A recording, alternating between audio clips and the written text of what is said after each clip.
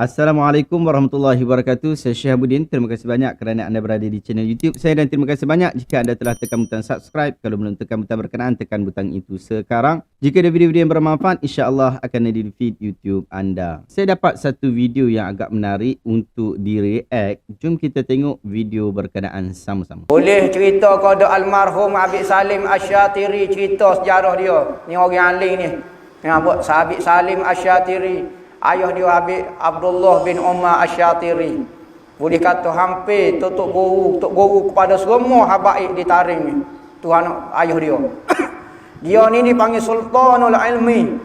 Orang yang sangat alim. Hebat tak hebat dia kalau dia mengajar supaya kitab dah kecek beru-beru kitab saja. Nah. Hak ni pengalaman ni ada orang ceritalah, hamba tak tahu benda ni sahih atau tidak sahih. Habib Salim ni dia ngapa Quran dalam 15 juzuk ngapa. Satu malam dia tidur bermimpi Sayyidina Ali. Sayyidina Ali pun ludah dalam mulut dia, dia bangun ingat 30 juzuk. 15 juzuk lagi melalui mimpi, 15 juzuk lagi melalui zahir. Ni cerita dah, tak wajib percaya. Namun kaya-kaya gepa Wahabi wak react pula soalan hamba ni dah. Orang bahasa jenis minat glamour lagu tu lah. Cuma yang pun nak cerita ni. Kadang-kadang benda pelik ni berlaku jadi pengalaman peribadi orang. Sebab tu ulama benda-benda pelik ya tak siap cerita. Bapa Wahabi, bapa ulama tak siap cerita benda-benda pelik sebab Wahabi ramai dia kata. Kerja nak react video orang, nak kritik orang. Yang pun nak lagu mana? Kadang-kadang benda benar pun dia buat main lagi. Jadi kerana ada Wahabi atas muka dunia ni, banyak cerita-cerita misteri, cerita-cerita indah para ulama tidak diberitahu kerana ada kakak Wahabi. Lebih-lebih lagi dia ada kamera pula, ada video pula, dia ada pitih, dia ada ceramah seorang. Koho-koho dah jahanam sekarang masyarakat. Itu video daripada Fadhil Ustaz Muhaizat berkaitan tentang isu ni. Isu apa? Dia bincang berkaitan tentang seorang ulama yang ada kelebihan yang agak menarik, iaitu dia hafal 15 juzuk, 15 juzuk lagi dia terus hafal automatik disebabkan Sayyidina Ali ludah di dalam mulut dia. Kita pun tak tahu ada kelebihan ludah mulut orang tiba-tiba boleh hafal 15 juzuk tapi tak apalah, mungkin dia kira macam tu, mungkin karamah apa semua, aku pun tak tahulah, biar kat dia lah bab tu. Dan Ustaz Muhaizat pun bagi tahu benda tu pun dia pun tak tahu betul ke tak betul. Jadi hati-hati, ustaz-ustaz kita pun sama jugalah, hati-hati jugalah. Tak tahu benda tu betul, tak tahu benda tu tak betul, janganlah kita pergi sebut ke orang. Kan Nabi SAW sebut kafa bil mar'i kadhba an yuhadditha bi kulli ma sami'. Cukuplah seseorang itu dianggap sebagai pendusta bila dia jenis sebut semua benda yang dia dengar. Hadis riwayat Muslim. Kan? Benda tu kalau betul baru kita bagi tahu ke orang. Kalau benda tu tak betul tak payah bagi tahu ke orang. Nanti kena react apa semua, marah pula. Tapi cuma kita bagi tahu jugalah. Kita beri video reaction ni bukan nak pergi tunjuk kita hebat ke, kita bagus ke ataupun seumpama dengannya, nak tunjuk populariti dan sebagainya. Nak kata populariti, Ustaz Muhaizat dah dapat silver button, nampak tu? Oi, geram saya bila saya nak dapat silver button tu.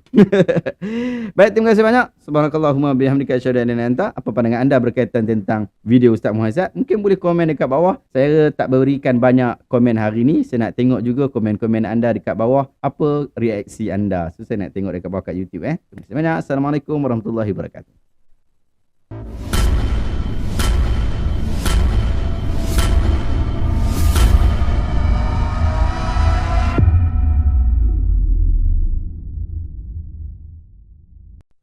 Assalamualaikum warahmatullahi wabarakatuh. Saya Syihabuddin. Terima kasih banyak kerana anda berada di channel YouTube saya dan terima kasih banyak jika anda telah tekan butang subscribe.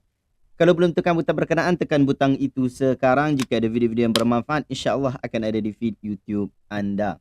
Baru-baru ni setelah viralnya isu Ustaz Asri Sobri, kemudian naik pula isu Ustaz Muhaizat. Jom kita tengok video berkenaan. Syiah saja kau kafir, Wahabi tak kafir kau. Tanya Syiah saja. Kedua-duanya ada akidah yang menyebabkan kafir. Wahabi pun ada akidah yang menjadi kafir, Syiah pun ada akidah yang menyebabkan dia jadi kafir. Akidah di Wahabi menyebabkan dia jadi kafir yang menjisingkan Tuhan.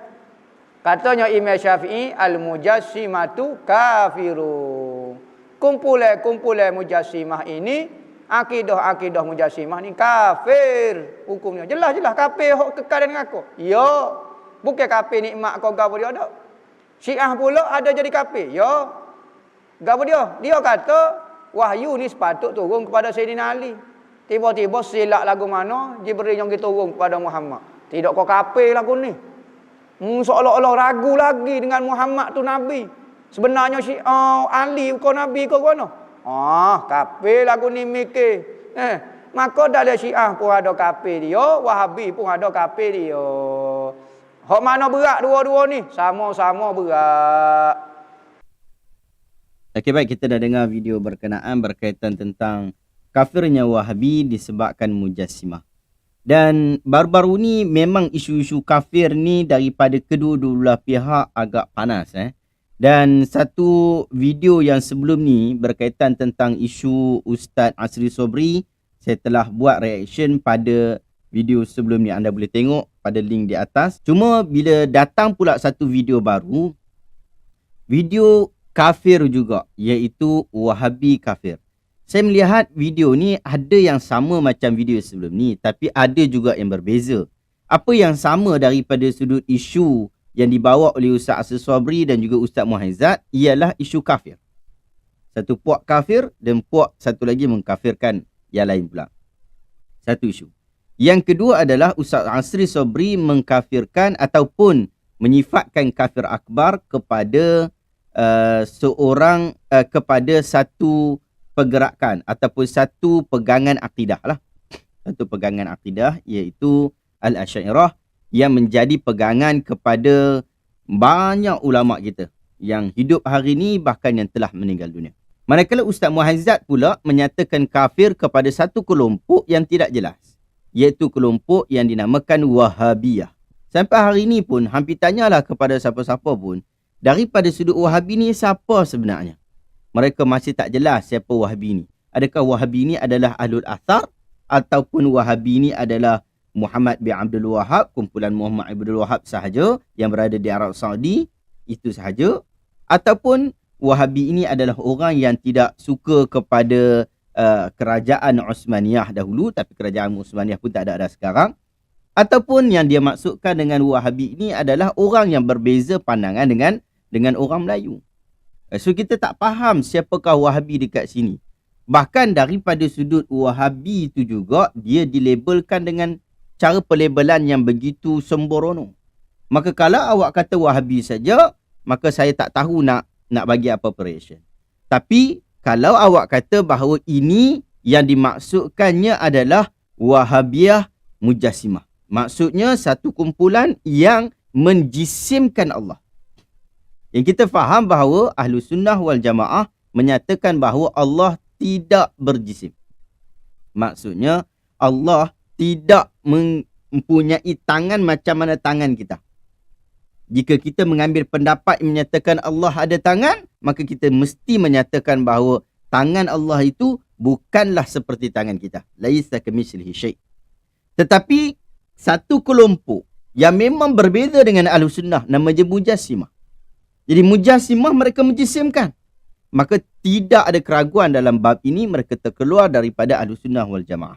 Tidak ada isu berkaitan tentang awak nak mengkafirkan Mujassimah ataupun menyatakan Mujassimah terkeluar disebabkan dia telah melanggar ayat laisa kamitslihi syai'. No isu dalam hal berkenaan.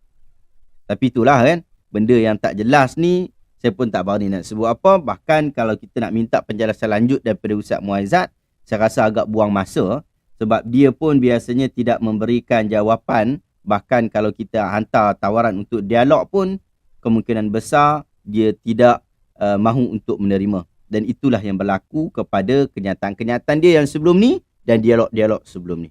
Sahabat-sahabat, kita kembali kepada asas yang mesti kita tahu, iaitu ulama Ahlus Sunnah wal Jamaah telah bersepakat bahawa tidak boleh untuk kita mengkafirkan secara sewenang-wenangnya sesama umat Islam. Yang mana dia solat, dia puasa, pergi haji, bayar zakat. Tak boleh sewenang-wenangnya kita mengambil jalan mengatakan dia kafir. Di masjid, di surau, tak boleh ada kumpulan-kumpulan ustaz yang suka untuk kafirkan orang. Tak kira daripada kelompok mana. Asy'ariyah ke, Salafiyah ke, Athariyah ke, Maturidiyah ke, tak boleh. Itu adalah pegangan asas.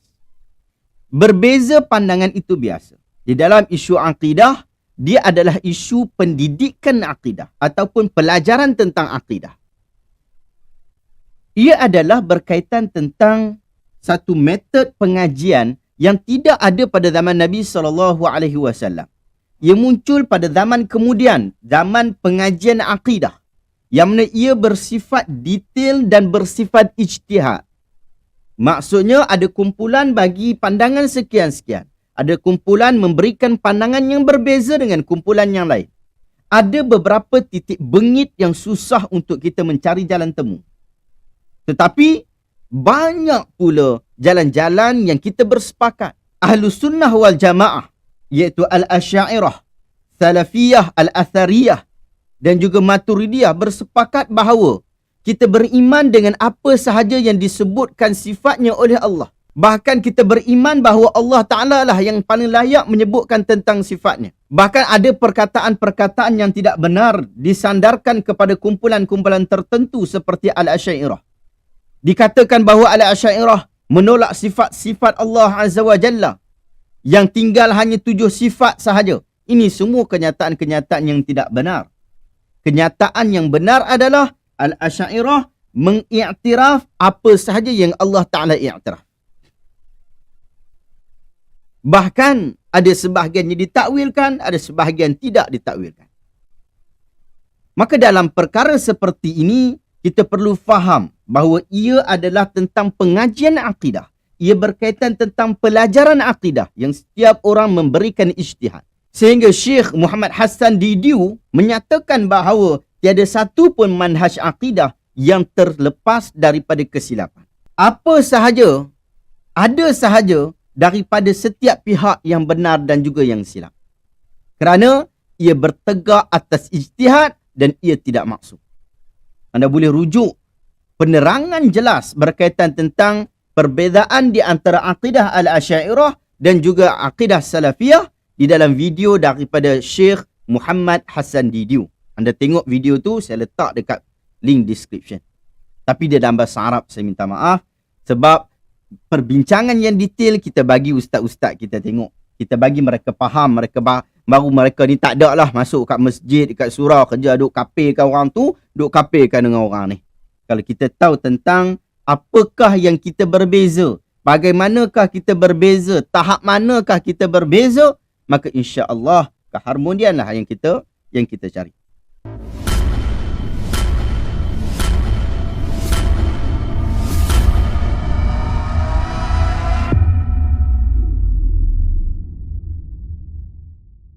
Assalamualaikum warahmatullahi wabarakatuh. Saya Syekh Habuddin. Terima kasih banyak kerana anda berada di channel YouTube saya dan terima kasih banyak jika anda telah tekan butang subscribe. Kalau belum tekan butang berkenaan, tekan butang itu sekarang. Jika ada video-video yang bermanfaat, insya-Allah akan ada di feed YouTube anda. Malam ini saya tengok satu video yang saya tak gemar, tetapi itu adalah video yang saya terlihat di news feed Facebook saya dan saya tengok cukup tak menggemarkan hati saya lah. Dan sahabat saya pun ada tag video berkenaan untuk saya tengok dan saya buat reaction. Jom kita tengok video berkenaan sama-sama.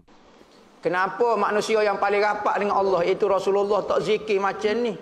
Malah Nabi ajar zikir terbaik, sedangkan Nabi itu orang yang paling rapat dengan Allah dan menjadi contoh untuk ummah. Maaf, soalan ni bukan nak cari gaduh, just nak dapatkan jawapan. Dia kata apa dia ajar zikir pelik-pelik. Nabi tak berzikir lagu tu. Lo ni kita siapa peringkat Nabi kau tu. Nabi ni kedudukan dia tamkin dia panggil. Ni istilah orang panggil tamkin ni tubuh dia boleh tahan. Ahwa hok mari. Dia ni tengok malaikat tiap-tiap hari. Malaikat beratus ribu kali mari temu dengan dia. Kita ni tubuh lemah. Ni kena faham. Apabila tubuh lemah, maka zikir kita jadi kesal tu jadi tak tahan tubuh. Ada menaung, ada gapo. Nabi ni stay. Marilah lagu mana perasaan dengan Tuhan. Tak apalah. Kita ni sebab tu ulama kata apa ambil zikir kecil-kecil ya saja, maka sebab tu. Sahabat-sahabat dulu wirid dia adalah baca Quran. Kerana apa? Kerana guru dia adalah Nabi. Dia pakai baca Quran. Bismillahirrahmanirrahim 30 juzuk. Maka kita ni muka guru kita bukan Nabi. Orang lemah juga. Maka kalau nak zikir Quran berat sangat. Kita wisah ayat ya. Kita wisah perkataan Allah pun tak boleh nak tangguh dah. Duk zikir Allah tak tangguh dah. Pas nak zikir dengan Quran. Maka tak boleh kiyah Nabi dengan kita. Lagu tu.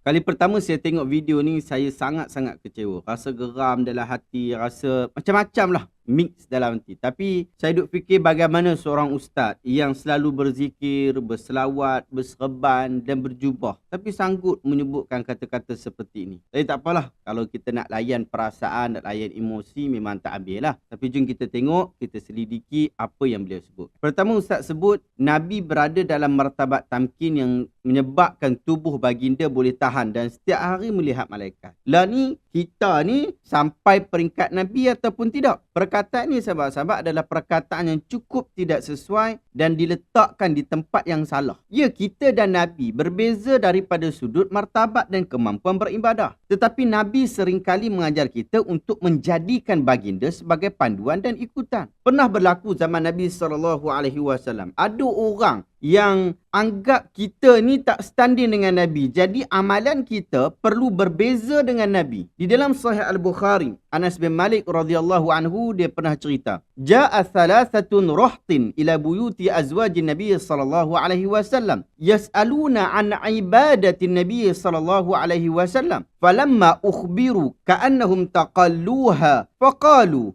wa aina nahnu minan Nabi sallallahu alaihi wasallam قد غفر له ما تقدم من ذنبه وما تأخر قال أحدهم أما أنا فإني أصلي الليل أبدا وقال آخر أصوم الدهر ولا أفطر وقال آخر أنا أعتزل النساء فلا أتزوج أبدا فجاء رسول الله صلى الله عليه وسلم فقال أنتم الذين قلتم كذا وكذا أما والله إني لأخشاكم لله وأتقاكم له لكني أصوم وأفطر وأصلي وأرقد وأتزوج النساء فمن رغب عن سنتي فليس مني. 3 kumpulan orang yang telah datang ke rumah isteri-isteri Nabi. Mereka bertanya tentang cara ibadah Nabi SAW. Apabila diberitahu, mereka berkata, di manakah kedudukan kita berbanding Rasulullah? Baginda telah diampunkan segala dosanya yang telah lalu dan akan datang. Sebahagian mereka berkata, aku akan tetap bersalat malam tanpa tidur selama-lamanya. Sebahagian yang lain kata,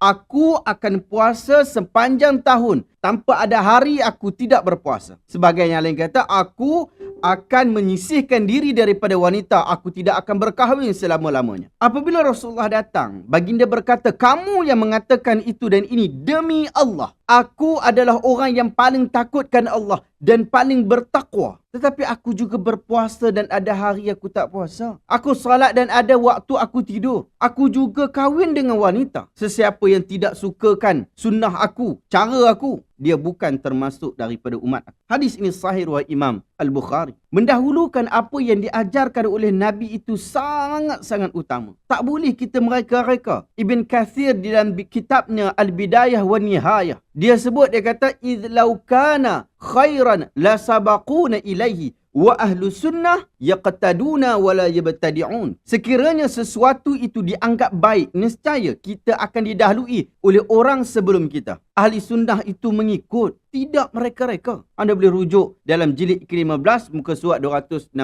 di dalam Al-Bidayah wa Nihayah. Jika setiap orang diberi kebenaran untuk mencipta agama dan amalan-amalan baru, pastinya tidak berguna lagi ajaran Nabi Muhammad SAW. Sekiranya setiap orang mahu untuk berzikir dengan zikir sendiri, tidak lagi mahu mengikut zikir Nabi, dan dia pula tahu apa yang dikehendaki oleh Allah dan Rasul tanpa jalan wahyu, nescaya sia-sialah perjuangan Nabi Muhammad SAW. Sedangkan ini adalah perkataan yang cukup hina. Kita hanya menerima agama daripada Nabi. Kita ikut apa yang datang daripada Nabi. Apa yang menjadi agama pada zaman Nabi, ia menjadi agama pada zaman kita. Apa yang tidak menjadi agama pada zaman Nabi, ia tidak menjadi agama pada zaman kita. Setiap zikir dan amalan yang Nabi ajar, kita akan dahulukan dan akan amalkan. Kita nak ikut sebiji seperti mana yang diajarkan oleh Nabi SAW. Kerana itulah tuntutan daripada Al-Quran. Allah Ta'ala sebut di dalam surah Ali Imran ayat 31. Qul in kuntum tuhibbunallah fattabi'uni yuhibbukumullah wa yaghfir lakum dhunubakum wallahu ghafurur rahim. Katakanlah wahai Muhammad, jika kamu cintakan Allah, maka hendaklah kamu ikut aku, ikut Nabi SAW. Nescaya Allah akan sayang kamu dan Allah Ta'ala akan ampunkan segala dosa-dosa kamu. Allah itu sangat pengampun dan penyayang. Nuh bin Abi Maryam, sejahat-jahat perbuatan dia masih sandar kepada Nabi. Kerana dia tahu kedudukan Nabi dalam proses menerima amalan-amalan agama, zikir-zikir agama, ilmu-ilmu agama. Tetapi kita hari ini ada yang mereka amalan-amalan baru, zikir-zikir tertentu tanpa menghiraukan Nabi Muhammad SAW. Bahkan mereka menyuruh orang untuk melazimi zikir-zikir itu lebih daripada apa yang diajar oleh Nabi. Seorang tabi'in bernama Abdullah Ad-Dailami, dia sebut, dia kata, balagani anna awwalad din tarkas sunnah. Yadhhabu dinu sunnatan kama yadhhabul hablu quwwatan. Disampaikan kepada aku bahawa perkara pertama yang akan hilang pada agama ini ialah meninggalkan sunnah. Agama akan mula hilang dengan hilangnya satu demi satu sunnah, seperti mana terlepasnya tali seutas demi seutas. Anda boleh rujuk dalam Musnad Ad-Dailami. Mereka popularkan zikir-zikir yang tidak diajarkan oleh Nabi, sedangkan zikir-zikir yang diajarkan Nabi itu cukup banyak. Dikesampingkan pula zikir-zikir itu. Ni buku 267 doa dan zikir harian yang diajarkan oleh Rasulullah SAW. Ia adalah zikir dan doa yang mudah saja, tak berat mana pun. Siapa kata berat? Mudah saja. Tapi kita tak tahu dan sebahagian kita tak nak ambil tahu pun. Sedangkan buku-buku ini berlambak dijual dekat Shopee, dekat Lazada pun ada. Awak boleh beli, awak boleh dapatkan. Kalau buku ni murah saja, baru RM25, kita baca, kita ambil ilmu, kita ambil zikir-zikir yang diajarkan oleh Nabi berpandukan Quran dan Sunnah. Ni zikir-zikir yang sabit. Inilah yang kita kena dahulukan. Bukan kita pergi cari zikir-zikir tok guru yang mana tak ada di dalam Quran, tak ada dalam Sunnah. Kita kata kita sayang Nabi, pakai serban dan jubah, selawat tak lekang daripada lidah kita. Tapi akhirnya kita kata amalan Nabi itu adalah amalan yang berat dan amalan ulama-ulama kita ajar adalah amalan yang ringan. Di mana bukti kita kasih dan cintakan Nabi? Di mana al-hub wal-ittiba', cinta dan ikut? Jika sekadar cinta saja bagi tahu aku cinta buat majlis Maulidur Rasul, mahabbah Rasul. Abu Talib lebih cintakan Nabi berbanding kita. Bahkan dia sanggup mempertaruhkan nyawa dan dirinya untuk mempertahankan Nabi. Dia sanggup berkali-kali menyebabkan kedudukannya sebagai pemimpin dipertikai. Tapi sayang, dia cuma ada cinta. Sedangkan kita seorang Muslim perlukan cinta dan ikut. Kedua, masyarakat Islam secara umumnya mahu menjadikan amalan yang mereka buat adalah daripada ajaran Allah dan Rasul. Ikhlas daripada diri kita begitu. Bagi masyarakat yang tak boleh baca kitab, baca Quran pun masih bertatih. Mereka anggap apa sahaja yang disebut oleh ustaz yang berkopiah dan berserban itu adalah apa yang diajarkan oleh Allah dan Rasul. Padahal belum tentu lagi perkara itu. Berkemungkinan apa yang disebutkan oleh ustaz adalah apa yang dia dengar daripada orang-orang tua sebelumnya. Ada juga kemungkinan orang itu mengajar perkara khurafat yang jauh daripada agama. Ada juga kemungkinan dia tak sandar langsung kepada Nabi. Ia hanyalah rekaan-rekaan semata-mata. Namun sangat kasihan dengan masyarakat ini, umat ini. Khususnya kita di tempat kita ini, yang berbahasa Melayu Malaysia ini, yang bercakap dengan lidah Melayu ini. Kasihan kita. Tidak dapat membezakan ajaran Allah dan Rasul. Tidak dapat membezakan kalam ustaz dan juga kalam Allah dan Rasul. Sehingga akhirnya sebahagian kita terpalit dan juga terbelit. Mereka ingat apa yang datang daripada ustaz itu datang daripada Allah dan Rasul. Rupanya ustaz kata tidak. Amalan Rasul itu berat. Ulama-ulama ajar itu ringan. Kalau anda tengok cerita fikir yang dilakonkan oleh Amir Khan, pasti ia sangat serupa dengan apa yang saya sebutkan ini. Sudah pasti saya tak bersetuju langsung dengan kebanyakan cerita itu. Tetapi sebab ia mustahil dalam bentuk realiti. Ia adalah fiction, benda reka-rekaan. Tetapi ada input berguna dalam cerita dan plot-plot di dalam cerita fikir. Iaitu false statement yang dianggap sebagai truth. Ibn Rushd Al-Hafidh menyebutkan dalam Ad-Daruri fi Usul Fiqh, atau nama lain dia ringkasan kitab Al-Mustasfa. Wala madkhala lil uqul fi ma'rifatil ma'ruf wal munkar illa bi kitabillah azza wa jalla wa sunnati nabihi sallallahu alaihi wasallam wa rubba jahilin yastahsinu bi'aqlihi ma qabbahahu syara' fayartakibul mahdhur wa huwa ghairu alimin bihi. ولهذا المعنى كان طلب العلم فريضة على كل مسلم كما قال النبي صلى الله عليه وسلم. Tiada jalan bagi akal untuk masuk dalam mengenali kebaikan dan kemungkaran melainkan dengan jalan kitabullah dan sunnah nabinya. Betapa ramai orang yang jahil telah menjadikan sesuatu itu baik atas sandaran akalnya, sedangkan ia telah dianggap buruk oleh agama. Lalu dia melakukan perkara-perkara yang dilarang, sedangkan dia tidak mengetahui hal itu. Oleh sebab itu, menuntut ilmu menjadi kewajipan kepada setiap Muslim, seperti mana yang disebutkan oleh Nabi SAW. Anda boleh rujuk pada muka surat 41, kitab Ringkasan Al-Mustasfa. Sahabat-sahabat, tidak ada sebab lagi untuk kita terus mendiamkan diri apabila ustaz dan ustazah kita buat onar seperti ini. Kita sendiri perlu mempertimbangkan ilmu dan kemampuan membuat semakan fakta dan sumber berita. Kita perlu pastikan kita mendapat makluman yang tepat daripada Allah dan Rasul tanpa terlalu berharap kepada video-video dan berita yang telah viral, yang kadang-kadang datang daripada ceruk-ceruk yang kita tak mampu untuk nak membezakannya. Saya dan tim Santai Ilmu Publication, kita sedang bina satu aplikasi mobile yang insya-Allah akan memudahkan urusan anda, saya dan kita semua membuat carian dan semakkan fakta. Masuk keyword sahaja dan app akan tunjukkan maklumat daripada sumber-sumber yang sahih. Kalau kita pergi cari dekat Google, belum tentu benar. Tapi ini kita cari daripada sumber-sumber kitab-kitab para ulama kita. Waktu ini kita perlukan dana yang cukup besar untuk menjayakan projek ini. Oleh itu saya ajak sahabat-sahabat untuk sertai projek ini dengan memberikan sumbangan keuangan. Pergi ke syihabuddinahmad.com/infak dan bertindaklah untuk menjayakan projek memandaikan umat dengan ilmu. Kita buat sesuatu untuk menjayakan projek ini. Kita buat sesuatu untuk mengeluarkan diri kita daripada hanya sekadar mendengar kepada bertindak. Wallahu ta'ala alam. Adakah anda dapat sesuatu ilmu yang bermanfaat pada hari ini? Jika anda dapati video ini bermanfaat, tekan butang share. Semoga orang lain juga mendapat manfaat yang sama. Terima kasih banyak. Assalamualaikum warahmatullahi wabarakatuh.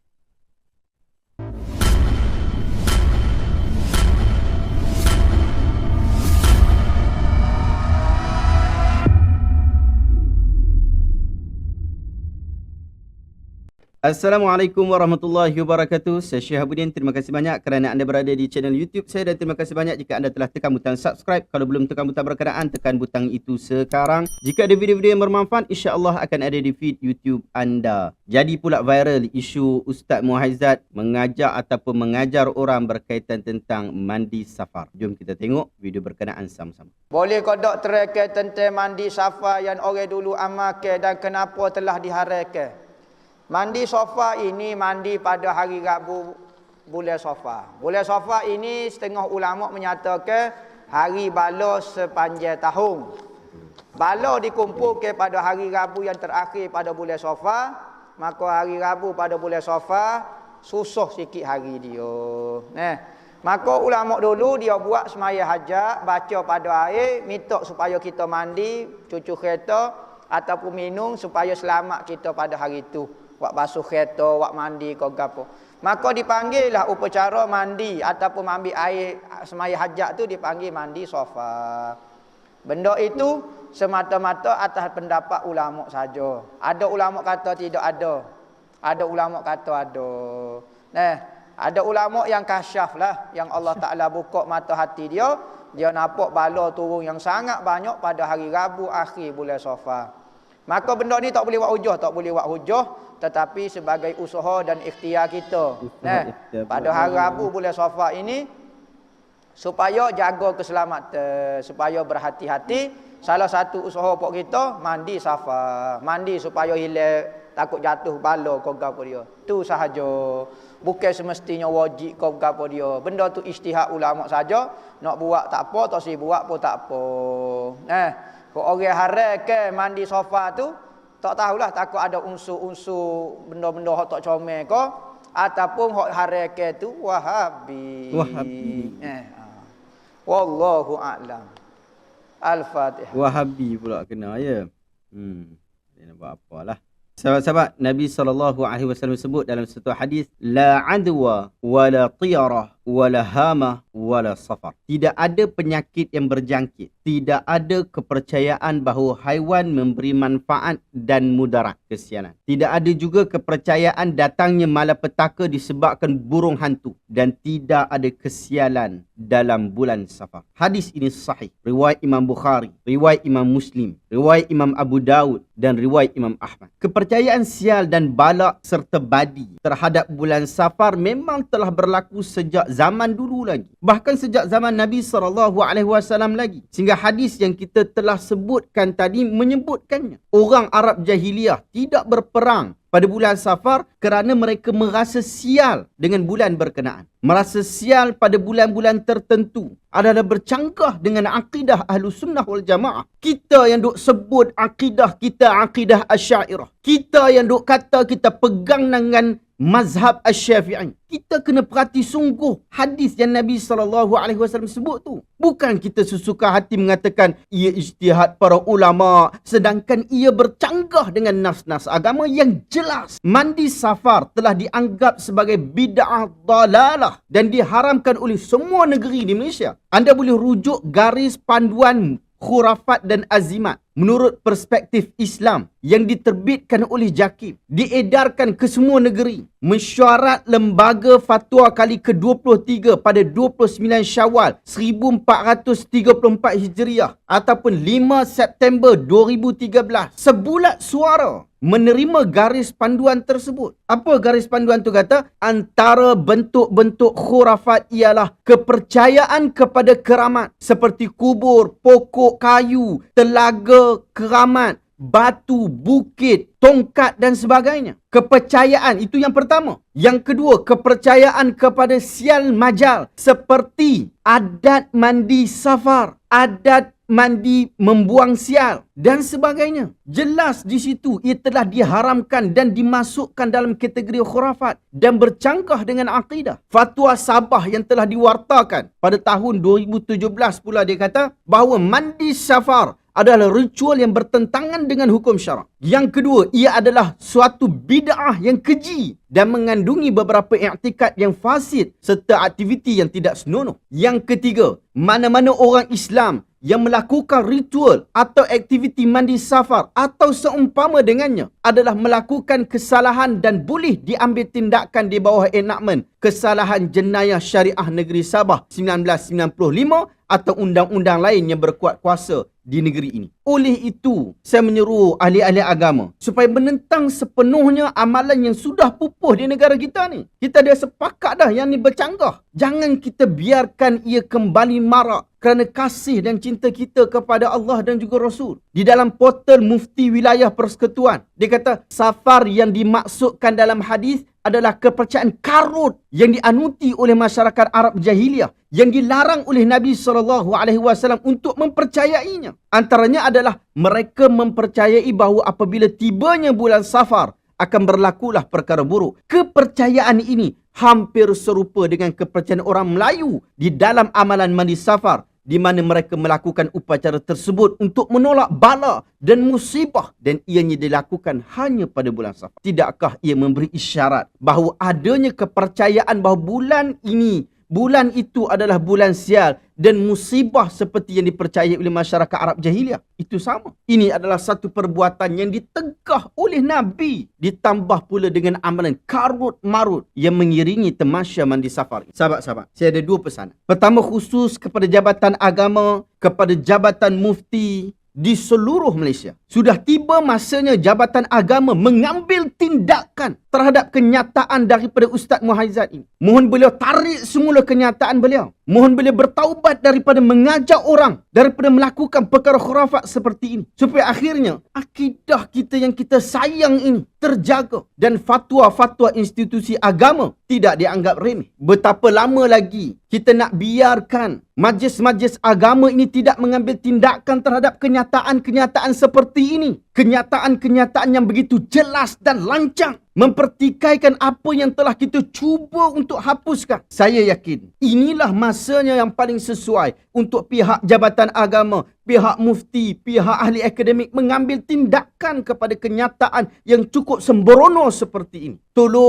tolonglah buat sesuatu. Jangan diam saja. Berilah apa-apa kenyataan. Berilah apa-apa tindakan. Semoga perkara seperti ini yang bertujuan untuk menjaga akidah umat Islam terpelihara. Itu yang pertama. Yang kedua, sahabat-sahabat, hentikanlah mengambil amalan-amalan yang tidak warid daripada Nabi SAW. Sedangkan terlalu banyak amalan Nabi SAW yang dianjurkan, tapi kita tidak amal. Ada sebahagian pula semakin dilupakan kerana banyak bid'ah yang telah merosakkannya. Saya sangat cadangkan anda untuk dapatkan buku 90 pelajaran tentang bid'ah ini. Baca dan semak apa yang ada di sini. Baca satu persatu. Banyak isu disebut di sini. Kita akan dapat banyak manfaat dekat sini. Baca juga buku ni. 100 sunnah yang hampir dilupakan. Yang ni ulama perempuan tulis ni. Dr. Haifa Abdullah Ar-Rashid. Yang dia tulis tentang sunnah-sunnah yang cukup bermanfaat. Tapi hampir-hampir kita lupa. Kita dah tak buat dah. Sebahagian kita dah tak ingat langsung. Tak pernah nampak. Ada yang tak pernah tahu pun. Disebabkan banyak sangat bid'ah yang kita lakukan. Sehingga sunnah-sunnah ini terpaksa ditulis supaya kita mendapat manfaat. Kita hidupkan kembali sunnah-sunnah yang ada. Dan kita matikan yang reka-rekaan. Anda beli dekat Shopee, ada dekat Lazada pun ada. Saya letak dekat link, dekat description. Moga-moga anda dapat mengambil manfaat. Wallahu ta'ala a'lam. Sahabat-sahabat, saya dan tim Usaha Ilmu sedang membina satu app yang bakal memudahkan anda. Saya harap app sini dapat dijayakan, dapat dilaksanakan, dapat dibuat dan launching dalam 3 hingga 4 bulan lagi. Apps ini akan memudahkan anda membuat semakan fakta dan data agama. Hanya dengan memasukkan satu keyword saja, anda akan dapat akses secara percuma kepada buku-buku agama, buku-buku terjemahan, jurnal, fatwa dan artikel yang membincangkan isu yang menjadi kekeliruan anda. Dengan mudah saja. Apps ini dalam proses pembinaan, sahabat-sahabat. Bantu saya dan juga tim dalam dengan memberikan infak kewangan bagi melaksanakan kerja-kerja transkrip dan terjemahan untuk apps ni. Kita nak transkrip, kita nak terjemahkan sebanyak-banyak buku, artikel, jurnal, penulisan supaya ia dapat dimanfaatkan secara maksimum. Klik link yang ada di bawah atau terus ke syihabuddinahmad.com/infak untuk memberikan sokongan. Semoga Allah Ta'ala mudahkan segala urusan anda. Jika anda merasakan video hari ini bermanfaat, tekan butang share. Semoga orang lain juga mendapat manfaat yang sama. Sahabat-sahabat, terima kasih banyak. Assalamualaikum warahmatullahi wabarakatuh.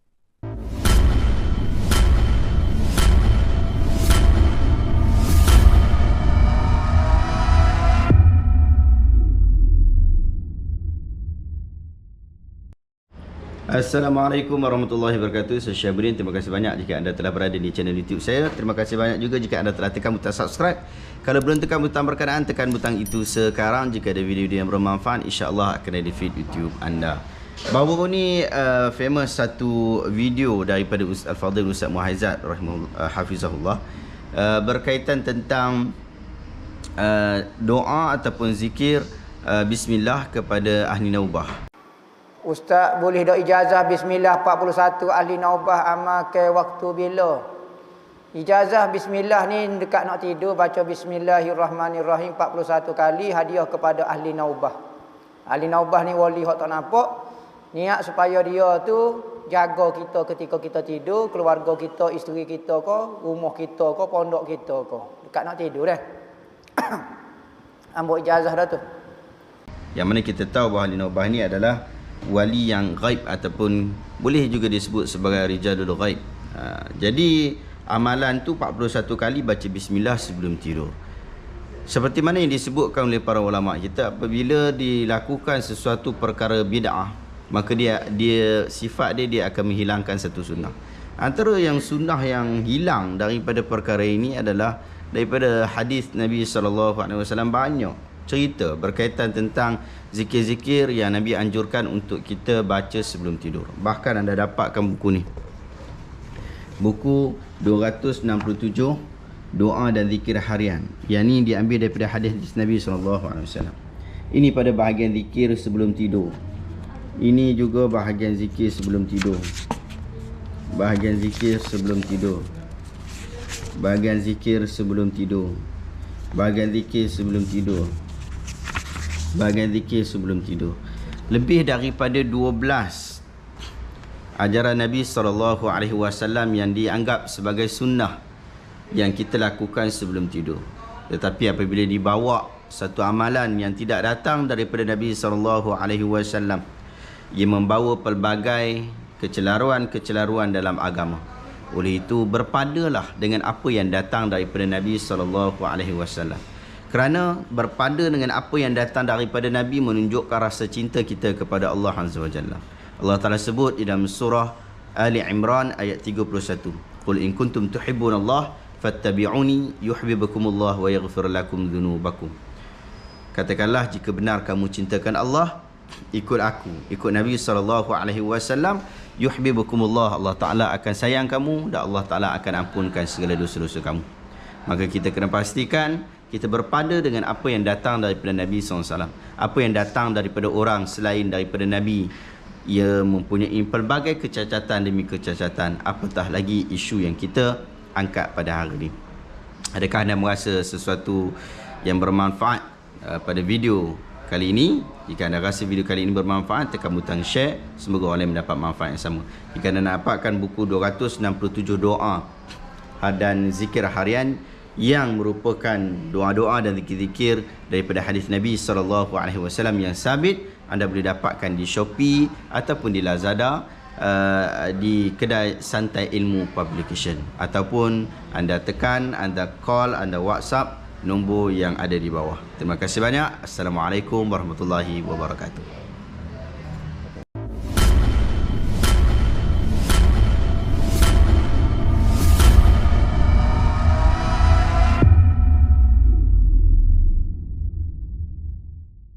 Assalamualaikum warahmatullahi wabarakatuh. Saya Syahabuddin. Terima kasih banyak kerana anda berada di channel YouTube saya, dan terima kasih banyak jika anda telah tekan butang subscribe. Kalau belum tekan butang berkenaan, tekan butang itu sekarang. Jika ada video-video yang bermanfaat, insya-Allah akan ada di feed YouTube anda. Baru-baru ni jadi viral lagi dan lagi satu video daripada Ustaz Muhaizat berkaitan tentang hadis Jibril. Banyak orang tanya saya dekat di dalam TikTok, di dalam YouTube live kita, tanya soalan ini. Jom kita tengok video berkenaan dan kita berikan reaction selepas itu.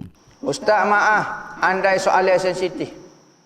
Betulkah hadis mengenai umur Jibril itu palsu, Ustaz? Jazakallah. Gini, masalah hadis ini disebut di dalam kitab-kitab sirah. Sama ada ahlu hadis menyatakan hadis ini adalah maudhu'. Ada riwayat hadis ni riwayat Bukhari pun ada. Dalam Bukhari pun ada sebut.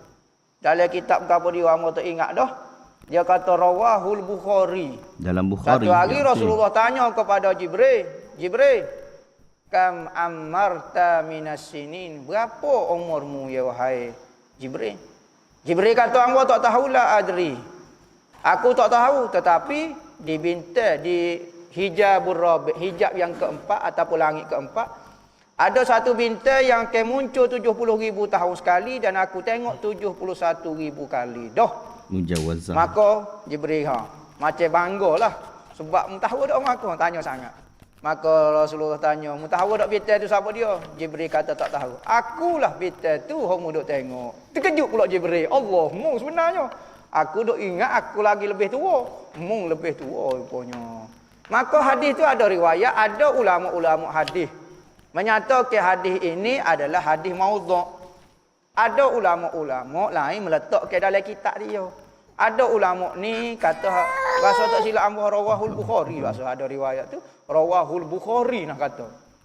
Maka kalau kita nak pegang satu ulama saja, nak pegang Abdullah Siddiq Al-Umari, dia masya-Allah dalam ilmu hadis. Tetapi adakah kita pegang pendapat dia, kita tolak ulama lain? Adakah orang yang meriwayatkan tidak guna riwayat Abdullah Siddiq Umari, kita guna riwayat dalam kitab sirah? Orang itu jadi kazab selalu. Orang itu jadi dajjal selalu. Tak boleh kita pegang seorang ulama. Seorang sahabat pun tidak menjadi hujah dalam mazhab kita. Amalu ahlu Madinah, sahabat dalam mazhab lain jadi hujah, kita tak jadi hujah. Kalau pendapat sahabat ni seorang, kita tak buat hujah lagi. Dengar. Apa? Ulama lagi-lagi lah tak boleh nak buat hujah. Kalau kita nak kata ni menurut pendapat dia, boleh. Tapi jangan duk kata orang hok kata hadis meriwayatkan hadis ni duk kata kazab, duk kata gapo. Dia guna hadis juga. Dia bukan reka mari ilham tiba-tiba terjun atas pohonnya tiba-tiba jawab. Tak. Dia pun ada hujah dia juga, ada sandaran. Sekurang-kurangnya dia ambil kitab. Bukan pendapat ambo. Ambo bukan ambil pada otak ambo. Ambo ni orang jahil, tak tahu apa. Semua ambil dalam kitab-kitab. Saya tak jumpa. Suku pasal. Demo bukan Tuhan menilai kebenaran dan betul. Menurut demo mungkin. Jangan hoyak benda tu betul atau salah. Menurut ambo. Hoyak gitu, kecek gitu biar jelas. Nah. Jadi benda hok khilaf lagu tu, ambo nak hoyak betul sangat bodoh. Ambo nak kata salah sangat bodoh. Tak boleh lah munggah ulama. Kalau kita kata pergi pendapat ni sore, patut ulama riwayat tu nipu belaka, dajal kazab belaka. Parok kita kata kat orang lagu tu. Nah, jadi kalau nak jadi ahli ilmu yang insaf, belajar gak berkembang gak sikit otot. Jangan jadi super wahabi gak. Wahabi. Lagu tu. Ambo tak jumpa tak sudah. Ambo tak jumpa. Jangan oyak kata benda riwayat ni tak ada. Ambo jumpa dalam kitab Syiah saja, Biharul Anwar. Dia mau dak baca kitab Syiah, baca gak kitab ahli tasawuf. Dia. Lagu tu lah. Tiba-tiba apabila kita jawab, dia kata kita tidak ilmiah. Kita tidak berdisiplin dengan ilmu. Dia mau berdisiplin kau dok. Baca kitab kau dok. Kecek macam yakin. Oh tu dia kata. Bodoh tak apa asal yakin kau ni. Tu konsep dia. Biar bodoh asal confident ni panggil. Nama. Goreng. Orang lain lah kata ambo tak tahu, ambo nakal ya. Ambo tak ambil kata ambo nakal kata orang. Okey, kita dah dengar daripada video Ustaz Muhaizat tadi berkaitan tentang isu ni. Dengar nampak goreng banyak kan. Pertama, selepas saya mendengar video ni, saya sebenarnya rasa cukup kecewa. Ini bukan kali pertama saya dengar video ni. Saya dengar video ni 2-3 kali sebelum ni juga. Dan rasa cukup kecewa dengan sikap Ustaz Muhaizat seperti ini. Sikap yang tak mahu untuk menerima kebenaran, sedangkan dia pada titian yang cukup rapuh. Akhirnya dia goreng.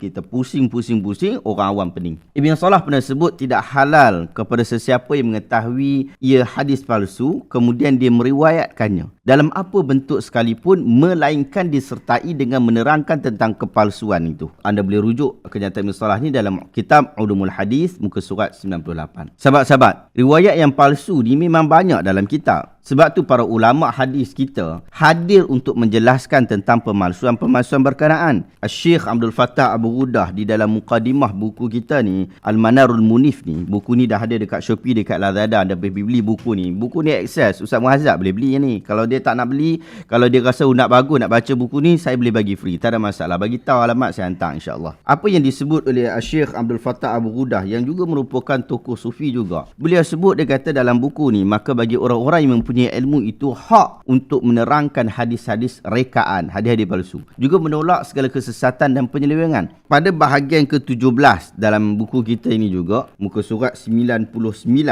anda boleh dapati satu kenyataan yang cukup menarik di dalam buku ini. Dia cerita berkaitan tentang kisah Unj bin Unuq yang panjang huraiannya. Kisah gergasi setinggi 3,333 1/3 hasta. Kononnya, dia katakan taufan yang ditimpakan kepada kaum Nabi Nuh tidak akan mencecah kepada buku lali Unj bin Unuq ni. Dikisahkan lagi dia menyelam ke dalam air dan ketinggian air laut yang dia menyelam tu sehingga ketinggian dia hanya pada paras pinggang dia saja. Selain itu dikisahkan dia menangkap ikan dari dasar laut, kemudian dia panggang hanya di bawah matahari. Dia mencabut batu yang sangat besar, lantas Allah mengikat batu berkenaan pada tengkuknya seperti kalung. Kisah kartun Orc yang Unj bin Unuq ni adalah Orc yang kita duk tengok cerita banyak kan. Kisah ini memang wujud dalam kitab-kitab. Bahkan Ibn Qayyim pun pernah sebut. Dia kata dalam buku ni, dia kata tidak aneh jika para pendusta mencipta hadis atas nama Allah. Namun aneh apabila hadis ini dinukilkan dalam kitab-kitab, dinukilkan dalam kitab-kitab ilmu seperti kitab tafsir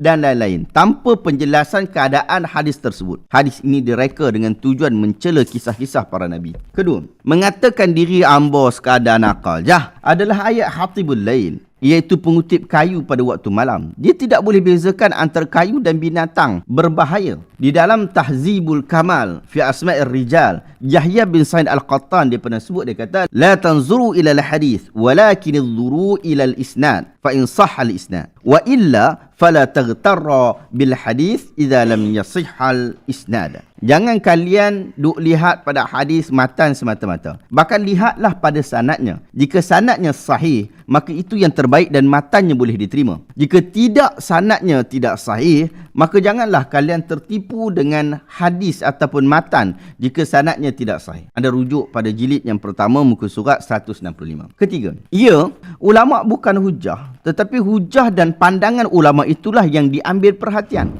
Lihat apa yang disebut oleh tokoh ulama hadis yang beraliran sufi yang Ustaz Muhaizat kritik tadilah, Syekh Abdullah Al-Ghumari. Ini bukan orang biasa-biasa ataupun bukan orang lain, bukan Wahabi pun. Ini adalah tokoh ulama hadis beraliran sufi daripada Maghribi. Dia disebut dalam buku beliau Mursyidul Hair yang tak tebal sangat. Mursyidul Hair ni dia tujuan penulisan buku tu adalah untuk menentang pandangan bahawa Nur Muhammad adalah makhluk pertama yang diciptakan Allah itu tak betul. Lalu beliau sebutlah riwayat yang ini ada dalam buku berkenaan. Dia kata diriwayatkan dalam sebahagian kitab-kitab Al-Maulid An-Nabawi daripada Abu Hurairah, beliau berkata Nabi SAW bertanya Jibril AS, lalu berkata, wahai Jibril, berapa engkau diberikan umur daripada tahun-tahun? Dia berkata, wahai Rasulullah, saya tidak tahu, tetapi pada hijab yang keempat ada satu bintang yang terbit pada setiap 70,000 tahun sekali. Saya telah melihatnya sebanyak 72,000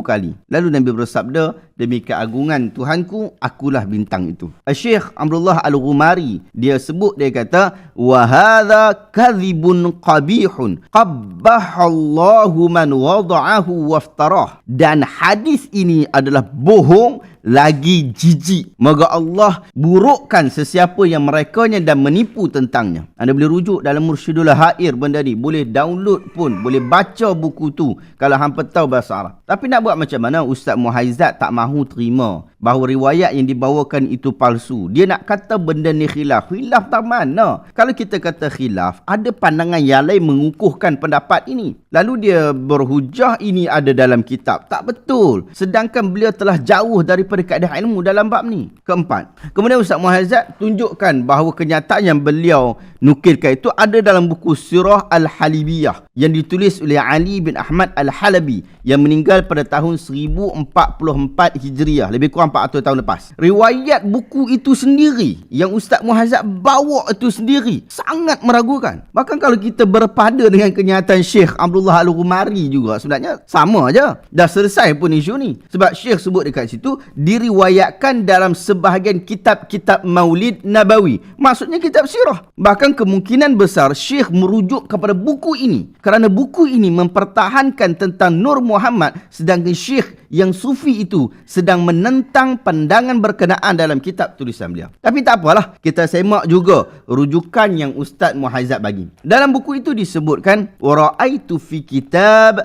at-tashrifat fil khasa'is wal mu'jizat lam aqifu ala ismi muallifihi. Aku melihat dalam buku-buku yang menyebutkan pelbagai kemuliaan baginda Nabi SAW dan khususiat dan mukjizat. Ada disebutkan riwayat berikut, tetapi aku tidak tahu siapakah penulisnya. Kemudian disebutkanlah hadis yang Ustaz Muhaizat pertahan tu, kemudian disebutkan rawahul Bukhari. Kemudian dia kata, dan ini adalah ucapannya. Dengan maksud penulis sendiri tak jelaskan siapakah yang menulis hadis itu. Dan Bukhari yang manakah yang dia maksudkan. Jika nak dimaksudkan Al-Imam Al-Bukhari yang terkenal dengan buku Sahih Al-Bukhari, memang pembohong besar lah. Sebab tiada dalam satu pun kitab Al-Bukhari yang merekodkan hadis palsu ni. Atau ada Bukhari yang lain yang cuba dimaksudkan. Kelima, ustaz-ustaz kena sedar bahawa orang awam ni dia ikut ustaz. Mazhabul awam, mazhabul mufti. Mazhab orang awam adalah mazhab ustaz-ustaz dia lah, orang yang bagi fatwa kat dia. Kalau ustaz sendiri pun sebar hadis palsu, tak mengaku pula apabila tersalah, maka ilmu bagaimana yang kita mahu berikan kepada orang awam? Sebenarnya ustaz tak perlu malu untuk sebut bahawa beliau telah nakalkan seperti mana yang ada dalam kitab. Tetapi setelah viral isu, ustaz semak balik, rupa-rupanya hujah buku itu tidak kuat dan ia telah dibantah oleh tokoh sufi Al-Asy'ariyah dengan menyatakan bahawa ia palsu. Maka ustaz pun tarik baliklah kenyataan berkenaan. Kan selesai masalah tu. Ia tidak menjatuhkan maruah ustaz, bahkan ia akan membawa kepada satu sangkaan bahawa Ustaz Muhazzaq adalah amanah dan teliti. Itu kan lebih baik. Kenapa nak dipertahankan